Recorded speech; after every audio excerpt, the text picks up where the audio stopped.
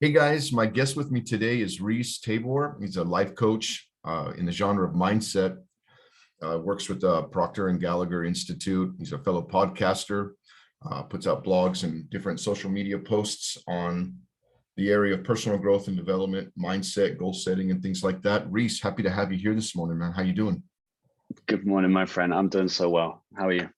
Doing well, man. So you're coming all the way from the UK, and it's always kind of a bear trying to get the scheduling down, for my time and your time to find a time that works. But we pushed through it over a couple of weeks and got it set up, and I'm really excited, man.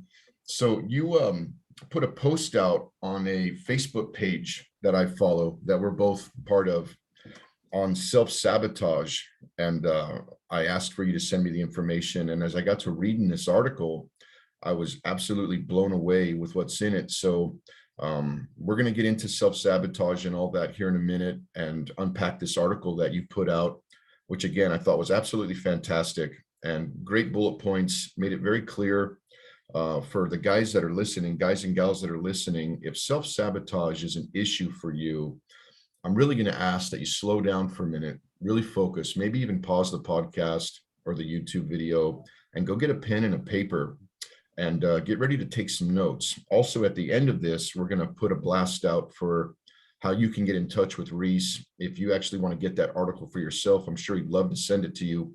But before we get started with that, Rees, talk to us about what a mindset life coach is, like your training, who you work with, and why you got into this.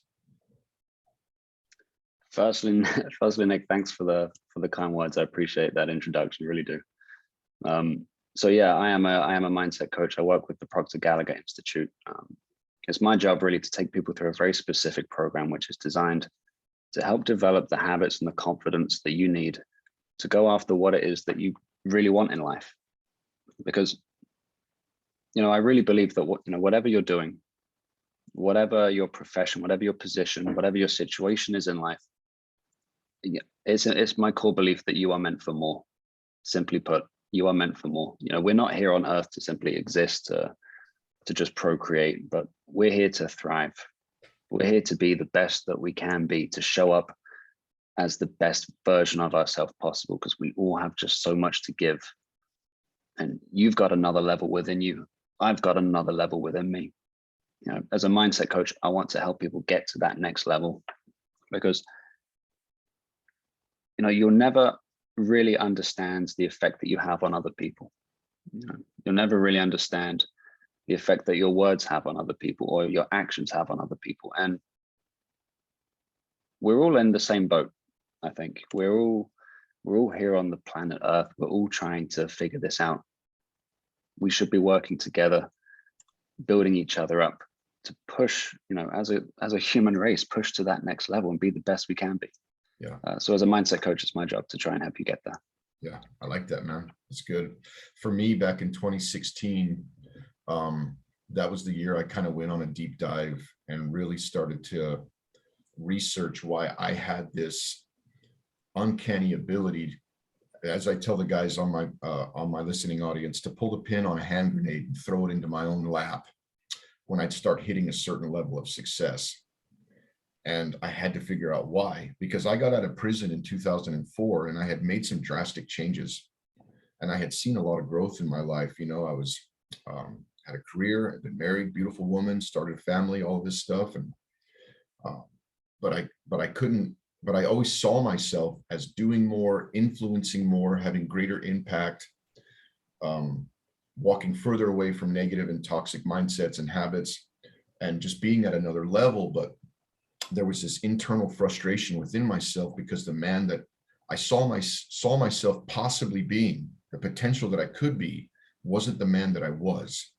And I didn't know how to get there. This isn't something, self-limitation and self-sabotage and mindset and confidence is not things that they teach in school, or for some of us, our parents teach us. This is, it's almost out there, not secret, but you have to go looking for answers, kind of a thing, And that was the deep dive year for me, 2016. And I learned so much about self-sabotage. And I want guys to know, because I think a lot of people aren't even aware that they're doing this.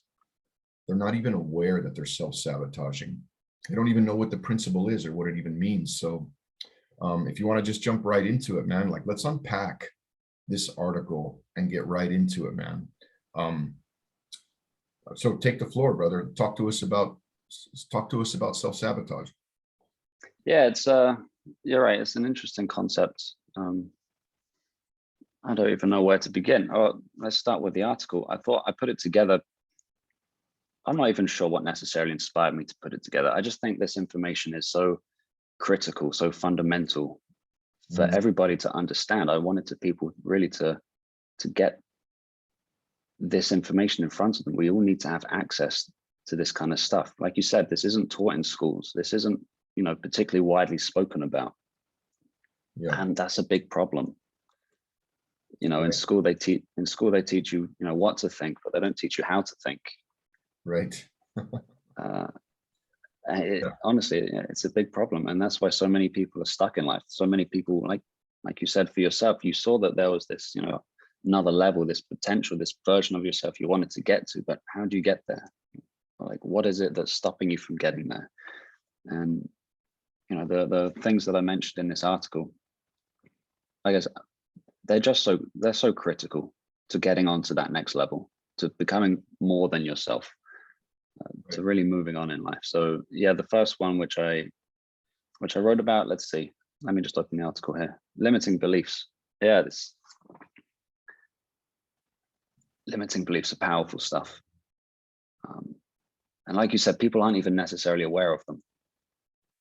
And they can be so deeply rooted in your subconsciousness that it takes some time to really understand what are the beliefs that are holding you back. Right. And it's so important to understand that your beliefs really set the limit for how far you can go. Right. You know, you will only do what you believe you are capable of doing. Yeah. You know, that's why they're called limiting beliefs, because and you know, all the beliefs have their limits. They each take you so far. And if you want to progress beyond them, you're going to have to reset those beliefs. Right. So how are they developed?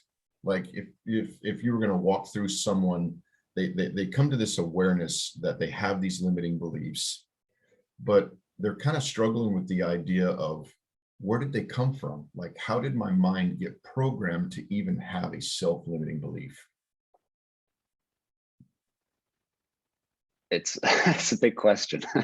Yeah. In the article, you had talked about how they come from outside influences like parents or teachers or all of these different, you know, as we're growing up in the formative years of our youth and adolescence, how other people are basically influencing us and showing us what the limitations are or are not in our life. And you had this powerful quote in the article about sometimes we often have no good reason to even hold on to those ideas because they're not our own.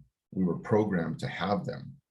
So would you say that self-limitation, its inception maybe happens during the formative years of our youth and adolescence by other people around us and how they speak to us or treat us? Yeah, so the vast majority of who you are as an individual comes at what has been instilled in you, ingrained in you, programmed into you when you were a child in your formative years. You know, people argue, you know, between which age, but you know, typically under the age of 7 or 8 years old, because you know, when you're a child, you're in pure learning mode. Right. Your brain waves are in, you know, delta and theta at the really slow speed, which is what you're in when you're in deep sleep, and that's when you're learning. You're taking in things like a sponge, Right. because you know your mind is building this frame of reference, because you're brand new to the world. You don't know nothing at this point, so you're taking in everything that you see around you, and you take it in as the truth because you don't have a frame of reference. You don't yet have a critical thinking, rational mind and you have nothing to compare it to. Right. So when you're a kid, actually, funny, like fun little story. My sister once taught my cousin that cows go quack. A cow goes quack, and a duck goes moo. Okay. And you know, my cousin was a little infant. She had no idea, so she goes around the house with this belief that cows go quack and a duck goes moo. Okay. It's a funny little example of, the kids are sponges. So you'll pick up the habits of your parents. You pick up, the languages. Mm. If you're in a household which is speaking 3 different languages, as a kid, you will grow up speaking 3 different languages because you don't know any better. Right. You'll Yeah. pick up, you'll see your parents and the relationship they have, and you will learn, what does a relationship look like between a mother and a father, or Mhm. between a father and a son. All these things, you're not necessarily thinking about them, but your mind is constantly taking in everything from the outside, from your parents, from your teachers, from your neighbors, from your older family members. You're a sponge. Right. If your parents struggle with money and have these limiting beliefs of their own, that money is difficult to earn, hard to come by, there's never enough, that it's the root of all evil, then you're going to grow up with those same beliefs, Right. whether they were given to you on purpose or indirectly. Right. When the Apex Masculinity brand started, I didn't completely know like how it was all going to look towards the end, but I knew that there were a ton of guys out there, guys and gals. I don't limit the show. My goal was to reach men, but they grew up in homes that were so toxic that there was child abuse, childhood trauma. And when I say that, I don't necessarily mean they were beaten or spoken ill of, but that could possibly be it there. But like just foster homes, being abandoned, maybe losing a primary caregiver like a mother or father early on, and the trauma that resulted from that kind of affects, their mind. And I can just imagine somebody that maybe lost a parent because they experienced that event in real time. They begin to develop this fear of, anyone could die at any moment. Nothing is certain. I need to put up guards and walls and blockades to protect myself from the fallout of tragic situations. And they slowly begin to develop this limiting belief of fear or something like that. Or in my case, and again, like I say, I know there's a ton of guys out there that struggle with this, that grew up in a home where there was a lot of abuse, both physically and verbally. And, being told, things like you're a worthless piece of garbage and you'll never amount to anything. Maybe those words weren't even spoken, but the way people physically treated you began to lead you to believe that you were without value, without worth, that you were an inconvenience, so to speak.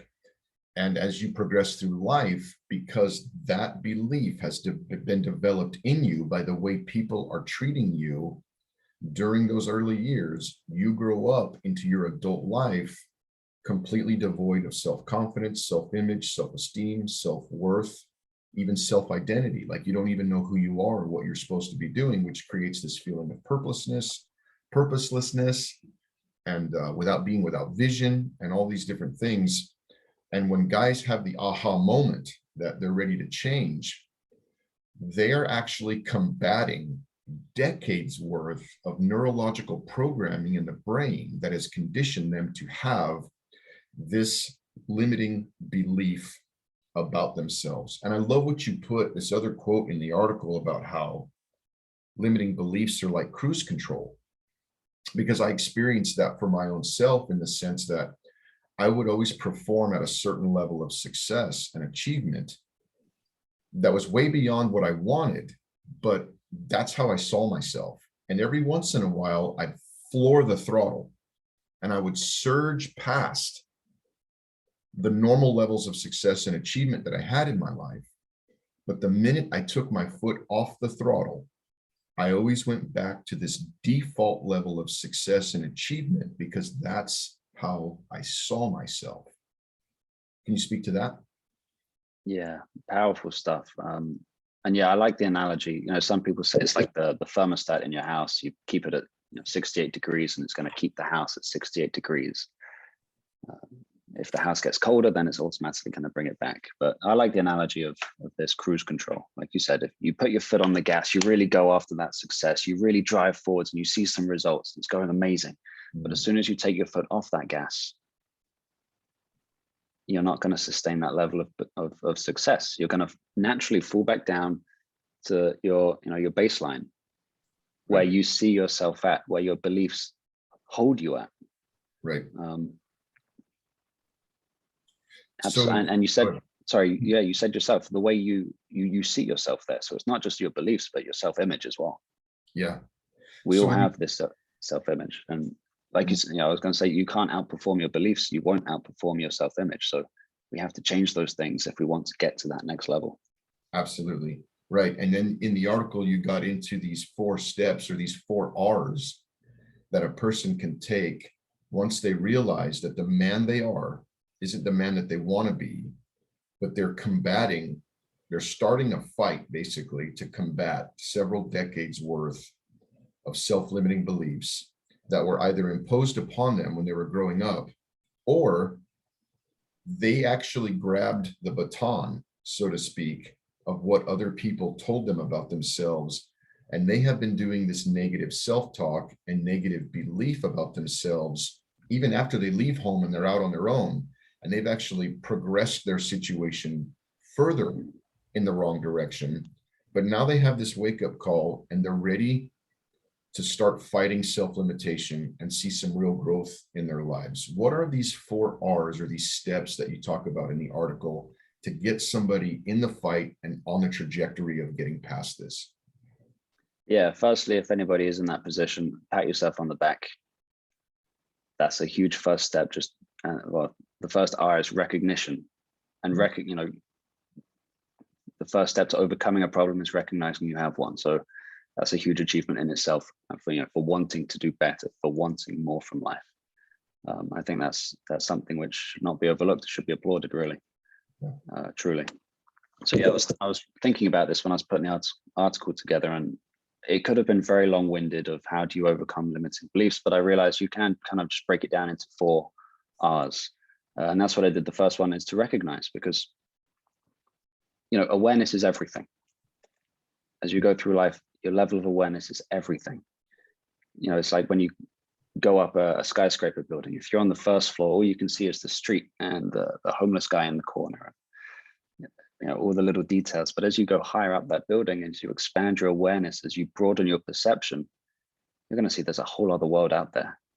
Yeah. That there's so much more out there. And as you keep going higher, as you keep raising that awareness, you just see further and further, and the possibilities, just everything opens up. So awareness and recognition are key. So if you want to overcome your limiting beliefs, we need to recognize firstly what they are.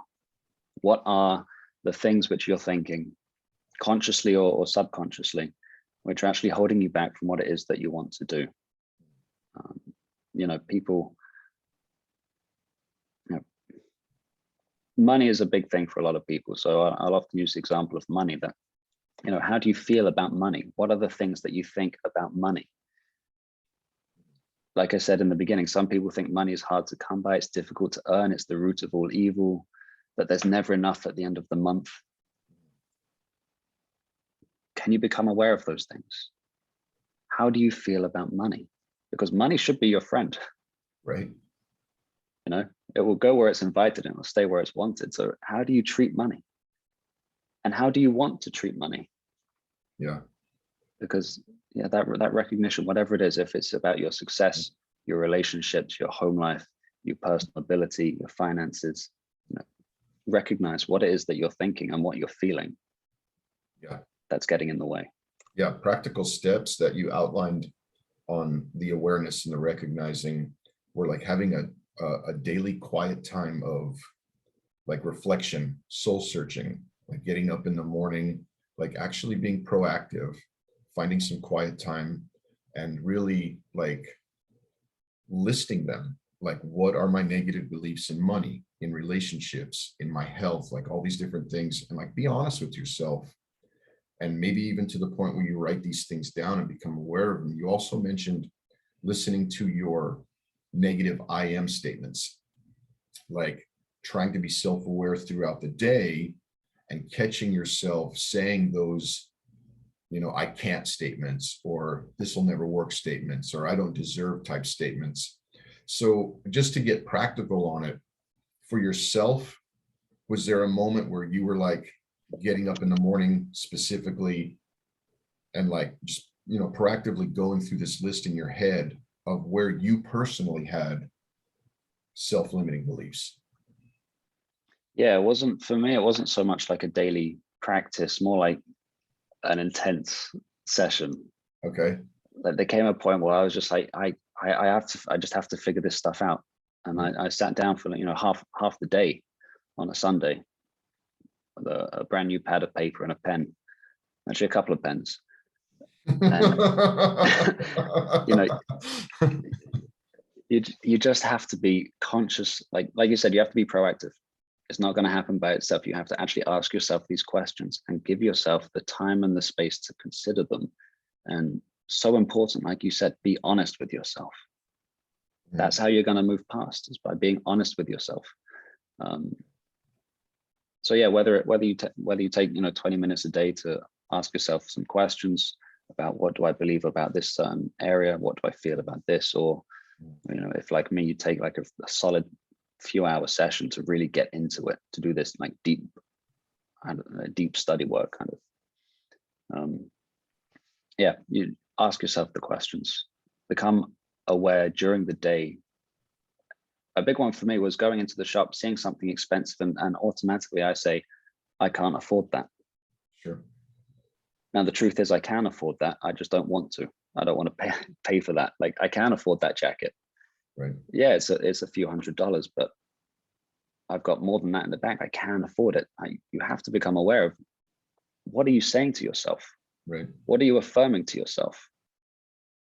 If you're affirming you can't afford these things, you can't do that, you don't have this, then you never will.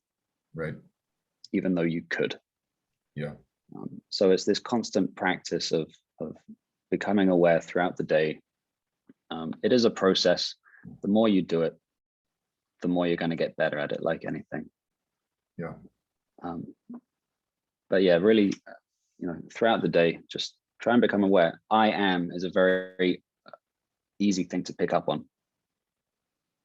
Whatever it is, if it's positive or negative, just recognize anything you say, I am.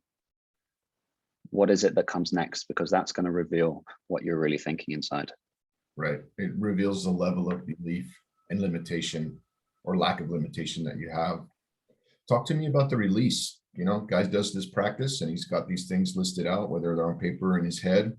And he's like, okay, here's where I'm struggling, like, because I've met people in my own life where, they grew up in a home where there was a perfectly wonderful example of what a good marriage or good relationship should look like. But there was that struggle and that limiting belief concerning money.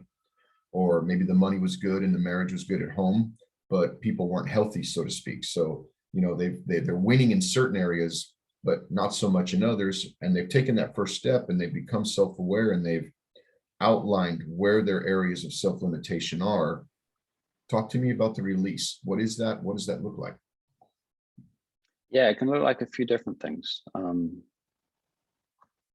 So recognition is the first important step, and then recognizing things isn't necessarily enough to release them. So when I first started doing this process, I was taken through this exercise, which I detail in the article, of literally burning your limiting beliefs.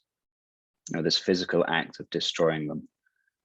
So the idea is that this is like the first step. It's a symbolic gesture. You would write down your limitations, your limiting beliefs, the things that you want to get rid of on a sheet of paper. Look at them in front of you in your own handwriting, so that your subconsciousness can really see, like, that's coming from me. That's a part of me. Get everything down there. Like I said, it might take a few pages or a few pens to get through. And then actually go through the physical process of setting it on fire and watching it burn in front of you. And like I said, it's a symbolic gesture. Right. It might sound a bit silly, it might sound a bit daft. Make sure you do it in a well-ventilated area. Right. You might not think it's going to have any real effect because you're just burning a piece of paper, but I think you'd be surprised, actually. This symbolism, it can really release some ideas. Yeah. And you acknowledge to yourself that these ideas don't serve me anymore. I don't want to associate with them anymore. I'm letting them go. And I mentioned in the article, actually say these things out loud. Send that message reverberated through your body, because your beliefs aren't just in your mind. Your mind lives in your body. Yeah. You need to send that message to your body to release these beliefs. Yeah, I wrote that quote down too, bro. I thought it was pretty powerful, how the subconscious mind lives in every cell of your body, and how speaking out loud sends vibrations basically through the entire body into those cells. And the power of the spoken word can actually transform the body, transform the mind, transform the subconscious, and all that stuff. And for, like you said, that it might seem daft or silly, like this is where the rubber meets the road. I think this is like the evidence of, are you serious? Like, are you willing to set the fire alarms off in your house, kind of a thing, and take control? Because there is, and it's not like rocket scientists, it's not algebra or calculus or anything like that. It's basic steps, but it's work. You know what I mean? Like, you have to be aware, you have to begin to speak to yourself. It's a process, because nothing good comes easy. Nothing good comes easy in life. For everybody to be successful, everybody'd have a positive, confident, achieving, winning mindset. But you and I both know, and the listening audience also probably knows, if they're being honest, that most people don't. And that's what separates people, the people that want to live that way and the people that are living that way. Right. Yeah, they're obviously doing something different. What is it? Yeah. They're putting the time in to figuring out who they are, who they want to be, and making the changes to get from where they are to where they want to be. Yeah. So moving through this list here, you have replace. Let's talk about that for a minute. Replace is exciting, because when you understand a belief is nothing more than an idea which you picked up as a child, but even later in life sometimes as well, but it's simply an idea which is fixed in your mind. It's fixed in your subconscious mind, and your subconscious mind is like this programming which is kind of running the show. So if you can release some of these ideas, now you've got some space, some blank canvas that you can reattach, build in some new ideas. So when you understand that, for me, it was so empowering to realize that you can actually literally choose and decide, what do you want to believe? Mm-hmm. You can literally choose, what do I want to believe? Yeah. I had no idea about, because we just consider that a belief is a very fixed, set in stone, way of thinking. But you can choose what you want to believe. So, what do you want to believe? Mm-hmm. Do you want to believe that everything in life is hard? I don't want to believe that. Right. Do you want to believe that money is difficult to earn, or do you want to believe that money is easy to earn? That you want to believe that you live in abundance, that you believe that with more money you can serve more people and do more good. Right. Like, you now have, after releasing the beliefs, and this is really important, if you don't consciously replace it with a positive belief, you will automatically unconsciously replace it with another negative belief. Yeah, because that's our default position. Exactly. So again, this is where you have to put in some time, like conscious time, to decide, what do I want to believe? What and what belief is going to support me getting to that next level? Because your beliefs are here at the moment. You want to get to the next level. So this person has a different set of beliefs, a different mindset, a different attitude. What is that? What are those beliefs that I need? And then start installing them here.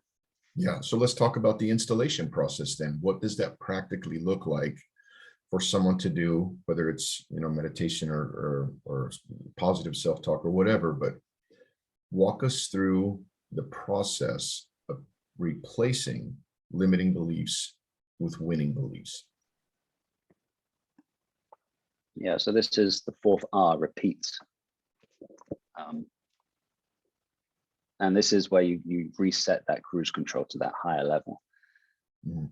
And you do it the same way that your initial beliefs were instilled in you. Repetition. People said things over and over again. They treated you in the same way again and again and again. Right. You saw things again and again and again, and those ideas were drilled into your mind so deep that you take them to be the stone cold truth. Mhm. So we need to repeat these ideas. We need to have, affirmations. We need to say things to ourselves to create this new belief. It's one thing just, deciding what you want to believe, but now you need to repeat that belief again and again and again. So, that can be done through perhaps meditation and visualization, visualizing what that future is that you want to have. Yeah. Creating some affirmations which you say to yourself in a moment of quietness. Because like we discussed again earlier, the things that you say to yourself are going to become a manifestation in your physical world. Right. So become aware, what are the things that you're saying? Next time you see that car or that coat, and instead of saying, I can't afford that, say something different. I can afford that if I save harder. I can afford that. Maybe I just don't want to buy it right now. Sure. Yeah. Like repeat these affirmations, drill them into your head. Yeah. Something for me that I noticed worked, and I didn't even realize when I started doing it, that I didn't realize when I started this positive content intake, what it was going to produce. I just found the content extremely valuable, very interesting and very entertaining. But being a truck driver like I am, and back in 2016, I was hauling gravel around San Antonio, Texas, and I had basically a 12-hour day of just driving around, basically. And I started finding these podcasts on personal growth and development. And the first one that I found that really had impact was this one called Knowledge for Men. The guy that runs that one is Andrew Farabee, and he would have guests come on his show, and they were people that started out living in their car, homeless basically, and then went on to become like a CEO of a Fortune 500 company. People that were just living in squalor, went on to start like a famous supplements company and like a 6-7 figure company. And I started listening to that, and I was seeing all these associations with where those people had been was where I was currently. And I began to slowly take on this belief or this idea that if those people could go from rags to riches stories, or not even financially, just go from a place of self-loathing and defeatism to a place of self-confidence and success, fulfillment, and even happiness or joy in life, that maybe possibly I could too. And every day, all day, I was listening to podcasts and, watching, when I'd get time, watching like TED Talks on YouTube or different things. I started, buying books, Tony Robbins and these different things. And I really feel like all of that positive intake that was coming into my head through the videos and the podcasts and the books really helped shift and change and replace the neuroplasticity in my own head to begin to believe that I could achieve greater things. And it's funny, you don't just listen to a book or a podcast and automatically you're unstoppable. It's incremental.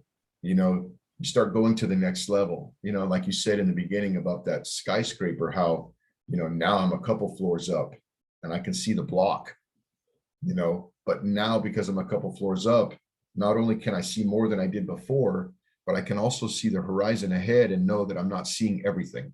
And I want to see everything, right? So I'm going to push and try to go up a couple more floors. In this repeat thing, you were talking about how to get emotionally involved. Boil that down for us. What does getting emotionally involved in this process of recognize, release, replace, repeat on self-limiting beliefs look like? Getting emotionally involved. Yeah, firstly, before I get that, like you were saying that you were listening to these books, these podcasts, and like you said, it's incremental. It takes time and repetition, so important. It's not going to happen, just like that. So, like I said, it might seem silly that you're listening to the same thing over and over again, but that's how you get things into your head. Yeah. So yeah, repetition. I can't overstate the value of that. As for emotional involvement, I think I heard Tony Robbins say this, that the quality of your life is determined by the quality of your emotions. And if we want to impress anything onto our subconscious mind, because our subconscious mind is controlling so much of what we do, so much of how we think, the things we believe, how we act, how we feel. So we need to change these ideas in our subconsciousness. And the language of the subconscious mind is emotion. It's also called the emotional mind. Right. So if you really want to press things in there faster, we need to get emotionally involved with these ideas that we're telling ourselves. With this vision of the future, this next level that we want to get to, we need to get emotionally attached to that, because if you're not emotionally involved with it, why would you even want to get there? Right. Like, what's the point if there's not something which is really pulling you there? Why would you even want to bother? So, having this emotional involvement is going to speed up the process of kind of reprogramming your subconsciousness.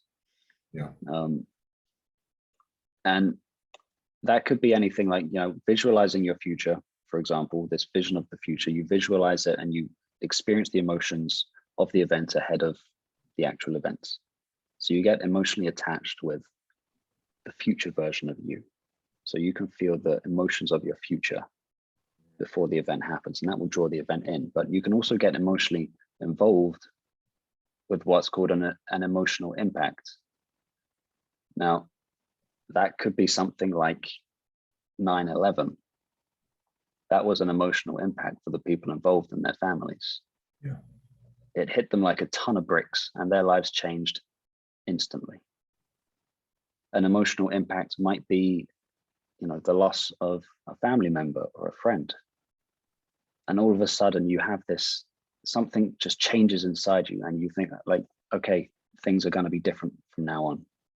I'm not going to act in that way. I'm not going to speak in that way. I'm not going to do those things, because it's impacted you so emotionally. It's changed you at your very core. Emotional impacts are often negative. They don't happen so often. So, repetition is the kind of, let's say, safer way to go. Sure. Takes a bit longer, but the emotional side of things is what's really going to speed things up. Yeah. I think like being able to feel emotion. Like I don't know how it is in the UK, but it seems like everybody in America is going 100 miles an hour all of the time. And like, just thinking about it now, like, when is the last time I even stopped and gave myself space to feel my own emotions? You know what I mean? And like, when I level up in whatever area of personal growth and development, I feel like I don't slow down enough to allow myself to feel the impact, like the emotional impact of that great success or that great victory or that accomplishment. And I think if we as a people would just learn how to slow down when we see increased levels of success and fulfillment in our lives, and allow ourselves to feel that emotion of joy and excitement, that's only going to help with the rebuilding process of, pushing out self-limitation and bringing in self-belief and whatnot. The visualization part, since, you mentioned it, I didn't realize I was doing this either. This happened just recently. A while back, I decided that I was going to hire a life coach. It's been something that I have been kind of toying with the idea of doing this. As you and I both know, it's not like buying a loaf of bread. It's a big investment. You know what I mean? There's money involved. But all of the different people that I had chosen to submit myself to by way of positive influence, like on the podcasts and different places like that, would always say that to go from good to great, like, you need to invest in yourself. And hiring a life coach is like a great investment into yourself. And spending any amount of money for something like that, especially if you have limiting beliefs about money, is a big deal, because you could be like, well, that's a couple mortgage payments on my house, or that'll keep my fridge full for 6 months. You kind of make those equations. But I came across this guy again on a Facebook page, and we started talking. He came on the show, did a podcast. He's actually come back a couple times already, and it's powerful content. And I said, all right, you know what? It's time. I need to quit doing that. I need to quit messing with this and just get this over with. Not get it over with, but like get involved with it and see what it could do for me. And the other day we were talking and I was telling him that I had kind of had a funky day, like a funky week. And he was trying to walk me through like the past couple of days to kind of figure out what had possibly happened. And because of the lifestyle that I lived, Rees, I mean, I spent 8 years, banging methamphetamines, went to prison twice, a lot of drugs, alcohol, like I said, like abusive home growing up, all that stuff. And even though I pulled away from that lifestyle and that past, my subconscious remembers all of that. And if I'm going through a stressful time or I'm fatigued, I'm not getting enough sleep because we're working a lot, I'll start getting kind of discouraged. And my brain almost picks up on that. And it starts giving me dreams at night about using drugs again. Because I think my brain is trying to get me to realize, because I don't think the brain has a moral compass. It sees cortisol as stress, pain, and death, and dopamine as happiness, positivity, and good, life, basically. Right. So my brain starts trying to sell me on, using drugs again. And I'll wake up in the middle of the night gasping for breath because I just put a needle in my arm and it's just a dream. But then I wake up during the day and I feel I'm impacted by what I dreamt the night before. Like it's weighing me down, And he walked me through this process where he was having me visualize like one of the worst, like a worst emotional moment in my life where I could feel the emotional distress of that moment. And in this case, it was the dream. Like, how did I feel when I woke up the next morning? And then he said, put it on the shelf. And then he said, now I want you to visualize, something that's going to create positive emotions for you. Right. And maybe he could tell I was kind of struggling to figure out what to visualize, but he knows that I want to get involved. Like I've already published a book. I want to write self-help books for men. I want to get involved in public speaking. Haven't really done anything like that yet, but it's like the next step for me on my trajectory. And he said, now imagine yourself on stage and you're giving this, public speaking speech on these topics that are really important to you. And the crowd is like sold out. You know what I mean? Like people are there, attentive, ready to hear the knowledge that you're going to throw down. How does that make you feel? How does it make you feel? You just wrote your second book, your third book, your fourth book, and you're having impact, right? So I'm feeling that emotion as I'm visualizing that action. And like the whole purpose of what we were doing was to get me to understand that I can choose to feel whatever emotion I want to feel, because I was in a neutral state basically in that moment. And basically what I got from it was, see how you chose to feel those negative emotions as a result of that dream. But at the same time, see how you chose to feel those positive emotions as you visualized the public speaking and all that. And I got the gist of it basically, that I can control what I choose to feel in the moment. But I think as a byproduct that I don't think either of us knew was going to happen. And if he did, then that's really cool, because what he pulled off was fantastic. But I think because I've spent that time visualizing the public speaking thing, a couple days later, this subconscious block that had been in the way of me figuring out what to do next for public speaking went away. And all of these things lined up, ideas that I hadn't had previously on how to start doing the public speaking thing. And I was able to go on Eventbrite, start an account, host an event. I went on Meetup, started blasting on Facebook, all these different things. I called the library. I got a 100-person seating conference room reserved for the 27th of February here in this town in Williston, North Dakota. And I've already got all the stuff, my ideas and my outline of what I want to talk about stuff. And like, here I am now. Visualization in that moment, even though that's not the main thing we were trying to do, visualizing where I wanted to go actually removed the blockade of limitation and opened the door to get to that next level. So like, yeah, just because we were talking about visualization, I wanted to share that with you. And I thought, wow, this is powerful stuff, because I think a lot of people hear this and they're like, man, that's kind of hokey pokey, witchcrafty kind of whatever. And they don't understand that your mind and the shape that it's in can literally transform your reality in a way to where opportunities and ideas that were not previously there are now in your lap and there. What do you think about that? I love it. That's a great story. It really is. It highlights, perfectly well the power of visualization. You truly do become what you think about. Yeah. And when I've been going through learning this stuff for myself, the guys that taught me told me that it's like driving a car. You're trying to get to a restaurant on the other side of the country. If you don't know exactly where you want to go, if you don't have that precise address in your GPS, how are you going to know how to get there? And you just end up driving in circles. So visualization really is the first part of the transmutation of energy, turning nothing and putting it into motion. Yeah.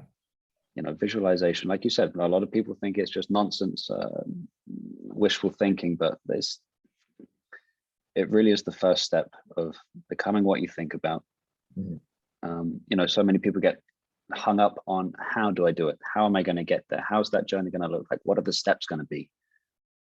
Forget about that. Let that go. Focus on where you want to be. Connect with where you want to be. Have that image in your mind so clearly, so detailed. Your mind thinks it's already there because your subconsciousness doesn't know the difference between what's real and what's imagined. Yeah. So if you can tell it you're already there, you will attract what you're in harmony with. And like you said, the things start coming to you. That's it, bro. That's it. And I'm blown away Let by go. it. Yeah, I'm to the point now where I'm like, all right, man, I'm going to start visualizing all kinds of different stuff every day, because that's the little known secret right there, how powerful visualization can be. Rees, I don't want to eat up your time. Like, I know we never really discussed how long or whatever, but if you got time and you want to go through those last two, fear and procrastination, I think the audience would benefit greatly from it. I know I would. And then, I can let you get back to your day, because I know it's getting later over there. I mean, I think we could talk for a long time. Okay, cool. I just want to be respectful of your time. I'm good to go for about another 15 or 20 minutes. Okay. Okay, cool. So we went through self-limiting beliefs now as part of the self-sabotage. So now let's move into fear. Talk to us about fear and how fear is part of self-sabotage. Yeah, man, the fear is like, it's often, it either makes or breaks you. It's either going to be like the last major hurdle, which is in the way of what it is that you actually want to get to, that next level. If you can break through the fear, then free running from there. Or it's going to be the thing which, sends you running back home with your tail between your legs. And the thing about fear is it's all in our mind. Right. It's all in our mind. It's our mind playing tricks on us. Because it's important to understand that fear is, and I wrote this in the article, it's a natural part of growth, because we're going into a place which we're not familiar with. We're going out of our comfort zone. We're going into unknown territory. And this really goes against the foremost function of your subconscious mind, which is to keep you alive. Right. Now, your subconscious mind is designed to keep you alive and safe. And that means staying in your comfort zone. Right. That means not changing, not going out, not pushing the boat out too much, because there's so much potential danger, so many possibilities. And danger, not just physical, but emotional. So your mind is literally just trying to protect you. So it creates all these scenarios and what ifs, all these things that could happen, all these reasons why you should not go out there. So it's important to understand it is just in our mind, and it's because we're trying to keep ourselves safe. Right. And if we really want to move past fear, it starts by understanding what it is, what's happening, and why it's happening. the more you know your enemy, yeah, the easier the fight is. Right. For me personally, I think, we live in it's not caveman days anymore. So it's not like the lion that we're running from, or, other tribes that are after what we own and different things like that. So I think the physical aspect of fear, as we try to press through barriers and get to, the next level of success, achievement, and fulfillment in life, the physical fears aren't necessarily there, but I think a lot of it has to do with ego. Like I know people personally that I truly believe could do so much more for themselves and for the people they love and care for. But the fear of failure and having other people see them fail as they try to achieve something beyond where they already are is what's holding them back. It's an ego thing, like not protecting the physical body. The subconscious is trying to protect the ego so that people don't have to face the ridicule or the perceived ridicule of other people, Yeah, absolutely. And like you said, perceived, because it is all in your mind. You don't get to decide what other people think of you, but your mind will tell you what to think of them thinking of you. And yeah, you're right. It is often an ego thing, because your ego is designed to protect that perfect image of you, the good image of you, and keep you away from that, not necessarily, well, let's say bad image of yourself, all the things which you don't want to associate yourself with. So when you go into fear, you're exposing yourself, you're vulnerable to this emotional side of danger. Right. So your ego, yeah, it wants to protect you, it wants to keep you as you are. And yeah, that fear of judgment, fear of criticism, it's all in your head.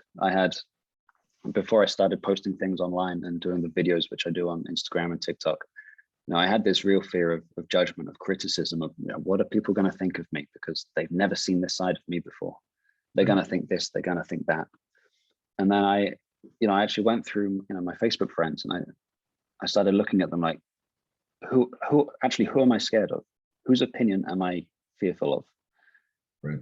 And I look through my Facebook friends and I see they're my friends. Like, I'm not actually scared of this person's opinion of me.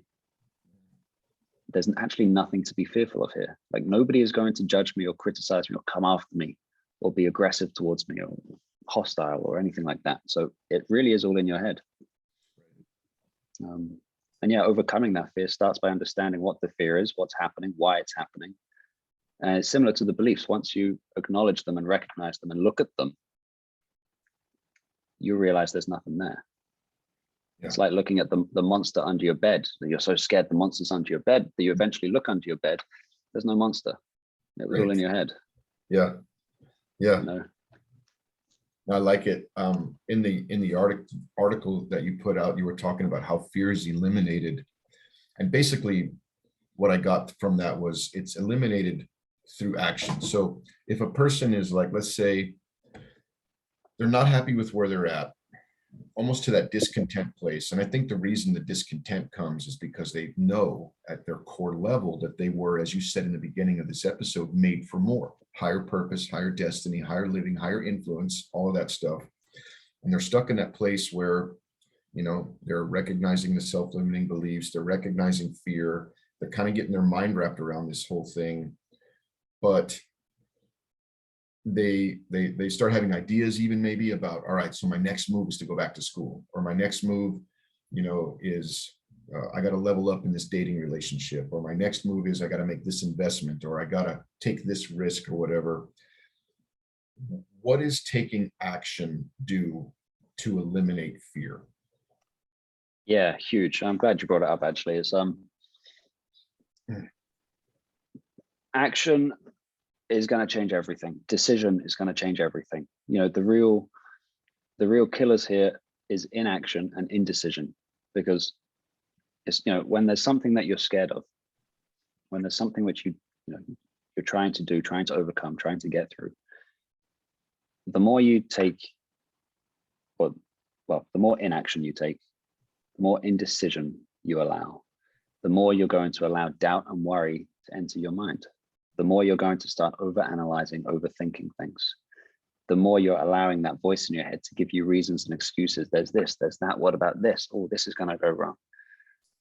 That just builds up, translates into fear at a subconscious level, and it just shuts you down. You get paralyzed by the fear when you allow it to build. Yeah. And the only way to get through that, you have to take action. You have to move on it. You have to make that decision and move forwards. Yeah. It's like, I don't know if I wrote it in the article, but it's like, riding a bike through thick mud. Mm. If you stop pedaling for a second in thick mud, that mud is going to grab onto your tires. You're going to lose your balance and you're going to hit the floor face down in the dirt.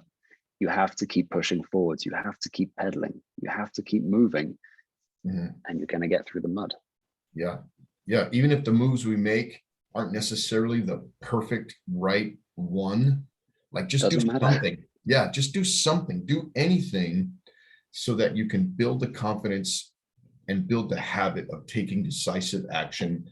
And when it's all said and done, man, then go back and analyze. All right, well, 90% of this was right, and this 10% probably could have did that differently, but at least you're building the habit of taking decisive action towards your dreams, goals, and ambitions, and not worried about building this picture perfect, how it's got to look a certain way kind of a thing. I've noticed that for even myself, man. Like, I've tried a lot of things in my life and in my past, and some of them haven't really worked out all that well, you know what I mean? But it was a dream for me, and I wasn't going to die saying I didn't try. Like, that seemed more painful to me than spending my entire life wondering if maybe that was my calling, or maybe that would have been, the success or whatever. And even the things that didn't work out the way that I thought they would have, or that I would have hoped they would have, I still learned tremendously about myself, about the world around me.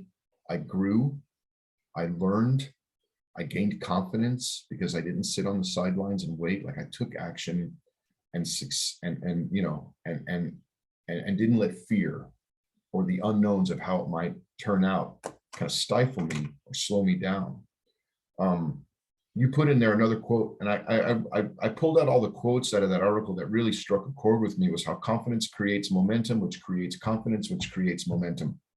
Almost like this cyclical thing, that there's actually power and energy created by confidence to have more momentum to go further, which is only going to create more confidence and more momentum. I really like that. Yeah. It's, just as it goes the other way, inaction, it sends you into this downwards negative spiral, which is often, it's a feedback loop. Right. You get more discouraged. You start believing you're not worthy of doing things. You take less action. You get weaker results. You believe your potential is less, and it just goes round and round. But similarly, on the other side, if you start taking action, if you start making decisions and moving on it, you're going to start building confidence. You're going to start moving forwards. You're going to start showing a different result, which is going to reaffirm this belief that maybe I can do it. And you're going to take more action and move forwards a bit more. You're going to be so much stronger and better by the end. And even if it does fail, like you said, you're going to be stronger, wiser, more knowledgeable. You're going to be so much further closer to your goal than if you had just sat back and let things happen for you. Yeah. The tail end of that discussion on fear almost kind of broke itself into the next one of procrastination, talking about momentum and the bike and sitting around. But you had some ideas on there on how to fight procrastination. If you want to just take a second and kind of line out how procrastination, is a self-sabotaging mindset, and then these ideas about optimizing your environment, rewards, excuses, all of that stuff. If you want to sew that up for us, man, that'd be awesome. Yeah.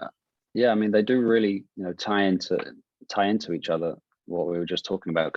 And I wrote in the article that whenever you allow time and space to come between your decision and your actions, you're creating this space which welcomes that doubt and worry, where you start overanalyzing, overthinking, which creates that fear, which just paralyzes you and really stops you. It's, and you end up falling down in the mud, like we said. So, you really do have to break that cycle if you want to move forwards, progress, you have to break that cycle, which starts by taking action. Actually, it starts by making a decision to take action. Right. But yeah, some of the things I wrote down, if you're procrastinating on a large project or a big goal that you have and you have no idea how you're going to get there, how's the journey going to look? Well, firstly, stop thinking about how the journey is going to look. It's something you've never done, so you don't even know how it's going to look. It's not really your concern right now, but break it down into smaller steps. What can you do today that will take you one step closer? Like we said, it doesn't matter what you do, but you need to keep moving in the right direction. You have to keep taking action. And literally, procrastination is so easy to overcome. You just make a decision and you act on it. Like that's really all it comes down to. Yeah. Make a decision and act on it immediately. If we were going to look at one of these, the one that kind of struck a chord with me, where I'm like, you know what, I would like to see how he builds that, an example of how he builds that.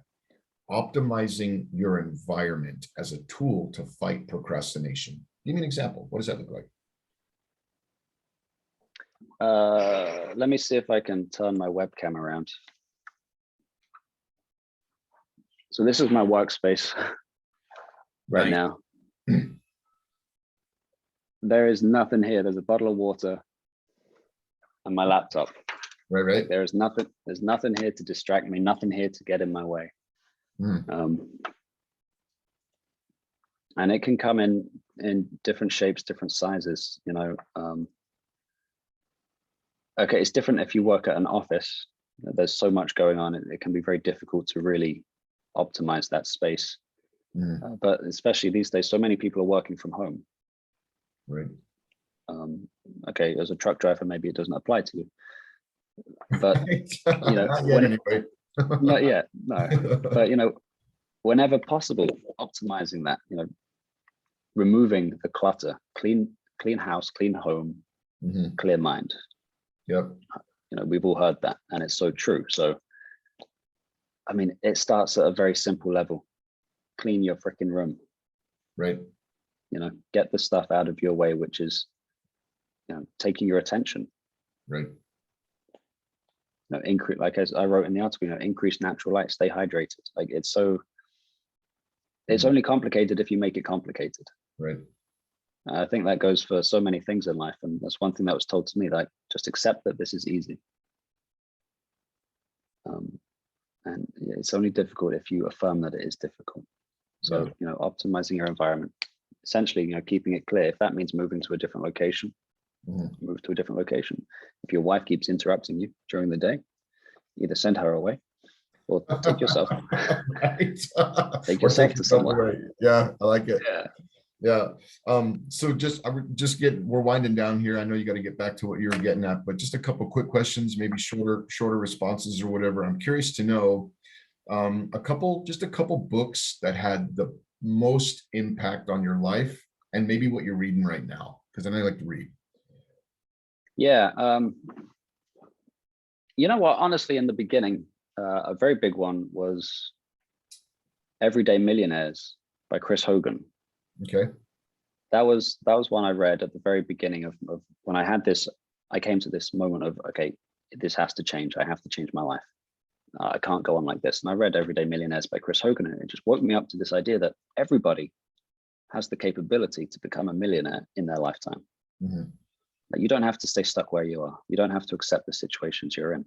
You can be earning 40, 50K a year, and with the right actions and enough time, you will be a millionaire comfortably down the road. Like, it's the things you do now which are going to, create those changes and create that life in the future. But you have to do them now. Yeah. So that kind of opened my eyes to the fact that, okay, life doesn't have to always be like this. Right. Everything is in your control. And another big book which has had a big impact for me was Think and Grow Rich. I love that. By Napoleon Hill. Yeah, fantastic book. And I tried to give it to some friends. They looked at the title and they thought it was just one of these modern get rich quick kind of things. It is nothing like that, man. I mean, this is written by a guy who was birthed in the previous century. and a lot of powerful stories in there, really inspiring book. That book got me kind of thinking, like, there's more to this than meets the eye, you know what I mean? But yeah, man, this has been great, Rees. I really appreciate you just, working with the schedule and the time zone and all that stuff. I know my audience is going to get, a ton of value out of this. I have personally, and I thank you for that. As we wrap it up, bro, if people want to reach out to you, man, maybe just shoot you a message, let you know they enjoy the podcast, or if they want to talk to you about, your coaching programs, or maybe get that article from you on self-sabotage. How can people get in touch with you, brother?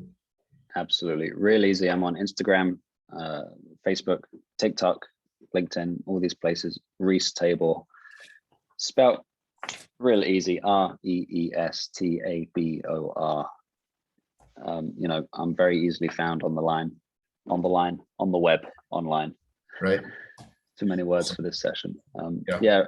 Hit me up. I'd love to hear your thoughts. If there's anything that's stood out to you, and I'd love to send you the article as well, for sure. Perfect. Awesome. Well, thanks again, Rees. I do appreciate it, man. Yeah, it's been great talking to you, Nick, and keep up the good work. I think what you're doing is so important. And like I said, you'll never understand the effect that your words or your actions have on other people. So yeah, truly keep it up, my friend. Thank you. Fantastic. Awesome, man. Talk soon. Take care.